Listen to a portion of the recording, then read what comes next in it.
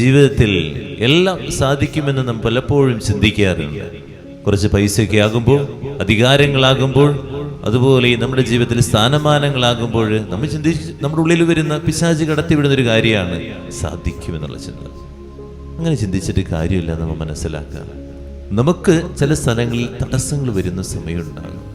എത്ര പണം ഉണ്ടായാലും, എത്ര അധികാരം ഉണ്ടായാലും നടക്കാത്ത അല്ലെങ്കിൽ മുന്നോട്ട് പോകാൻ പറ്റാത്തൊരു സമയം.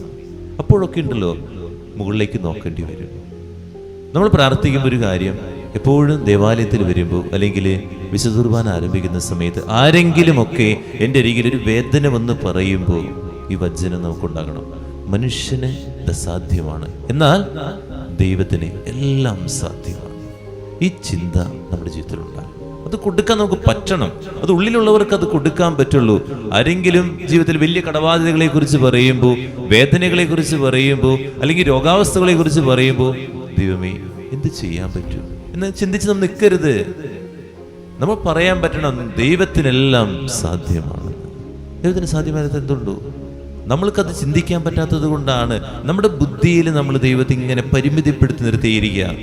അതുപോലെ നമ്മുടെ അഹങ്കാരത്തിൽ ദൈവത്തെ പരിമിതിപ്പെടുത്തിക്കൊണ്ടിരിക്കുക. അതല്ല ചെയ്യേണ്ടത്. ദൈവത്തിനെല്ലാം സാധ്യമാണെന്ന് ആ ചിന്തയെ വേണ്ടത്. ഇവിടെ പ്രാർത്ഥിക്കാൻ വരുമ്പോൾ തന്നെ ഇത് നടക്കുമോ, ഞാൻ പ്രാർത്ഥിക്കണോ എന്ന് ചിന്തിച്ചുകൊണ്ട് നമ്മൾ ചെയ്യരുത്. ഈ ഒരു ചിന്ത നമുക്ക് വേണ്ടത്, ദൈവത്തിനെല്ലാം സാധ്യമാണ്. അങ്ങനെ ചിന്തിച്ചുകൊണ്ട് നിങ്ങൾ കൈകൂപ്പി പിടിച്ചു നോക്കി, എന്ത് ശക്തിയോടുകൂടി എനിക്ക് പ്രാർത്ഥിക്കാൻ പറ്റും, എന്ത് വിശ്വാസത്തോടു കൂടി ദൈവത്തിന് മുമ്പിൽ നിൽക്കാൻ പറ്റും.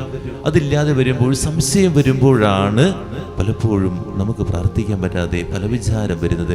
ആരെങ്കിലും എൻ്റെ അടുത്തൊരു വേദന പങ്കുവെക്കുമ്പോൾ എനിക്ക് അവർക്ക് നല്ലൊരു വചനം കൊടുക്കാൻ പറ്റാതെ പോകുന്നത്, അവർക്കൊരു ആശ്വാസം കൊടുക്കാൻ പറ്റാതെ പോകുന്നത്, അവർക്കൊരു പ്രതീക്ഷ കൊടുക്കാൻ പറ്റാതെ പോകുന്നത്, നമ്മൾ വിഷമിച്ച് എനിക്കൊന്നും പറയാൻ പറ്റിയില്ല എന്ന് പറഞ്ഞ് നമ്മൾ ഇറങ്ങിപ്പോരാൻ കാരണം അതുകൊണ്ടൊക്കെ തന്നെയാണ്. അതുകൊണ്ട് ഈ ചിന്ത എൻ്റെ ഉള്ളിൽ നിറയട്ടെ, ദൈവത്തിനെല്ലാം സാധ്യമാണെന്ന ചിന്ത. പിന്നെ ഒരു കാര്യം ഓർക്കുക, എനിക്കെല്ലാം പറ്റുമെന്നുള്ള ചിന്ത നമ്മൾ അവസാനിപ്പിക്കുക. എവിടെയെങ്കിലുമൊക്കെ നമ്മൾ ഇല്ലാതാകുന്ന സമയമുണ്ടാകും. ഒരു കൊറോണ ഉണ്ടായപ്പോൾ ഒന്നുമില്ലാതെ, വെള്ളപ്പൊക്കം ഉണ്ടായപ്പോൾ ബാങ്കിൽ കിടന്ന പൈസ കൊണ്ട് എന്തെങ്കിലുമൊക്കെ സംഭവം പറ്റിയോ? അതല്ലല്ലോ.